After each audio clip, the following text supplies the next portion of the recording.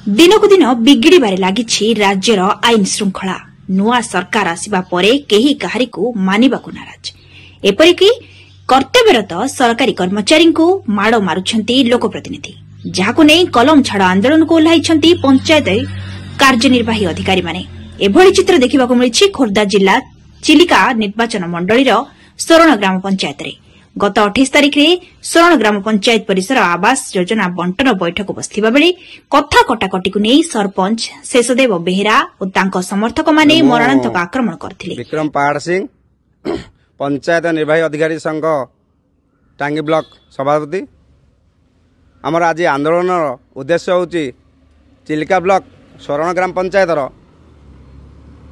गत 28 तारिख रे पंचायत बैठक चलता समय रे पीएमआई चयन को केन्द्र करी पीओ एवं सरपंच मध्य कथा कटाकटी होता, जहाँफल सरपंच उत्क्षिप्त हो पीओ को माड मारी एवं तसहित किसी केजन वार्ड सभ्य सेवा से माड मारी चेयर फोपाड़ी से मन बुझिलानी, जहाँफल पुणी चाबी पकाई जहाँफल जड़े पीओ सरकार जाबत उन्नतिमूलक कार्य करने सत्वे सी यदि माड़ खाए बर्तमान तेणुक पीओ मानकर माने आत्मसम्मान उपर आँच आसला, जहाँफल से चिलिका बीडीओ एवं कोड़ी फाणी अधिकारी को से जनईथिले।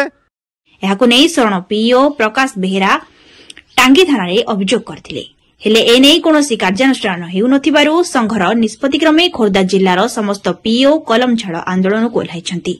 जे पर्यंत अभियुक्त को गिरफ करा न जाइछि से पर्यंत चालू रहिबो एही आंदोलन। ब्यूरो रिपोर्ट जनता पार्टी। टांगी ब्लॉक रो जणे पंचायत कार्यनिर्वाही अधिकारी आम सीनियर जणे चिलिका ब्लॉक रे तांको सरपंच मरणात्मक आक्रमण करिसंती। से जे कोनोसी भी कारण हेताउ कोनोसी सरकारी तरफरु तांको सुविधा सुजोग मिली नहीं बोली आमे आज कलम छाड़ आंदोलन रे बसिजु। सेही ब्लॉक रो वीडियो एवं तांको उपरस्थ कर्मचारी माने आमको न्याय न देवा पर्यंत आमे कलम छाड़ आंदोलन जारी रखिबु एवं से जेंति परवर्ती क्षण रे आमको एहीपरि पुनर्बार आक्रमण न होबो बोली किछि ठीक ठिकाना नाही, सेहिथि पई किछि पदक्षेप निया जाउ बोली हमर दाबी।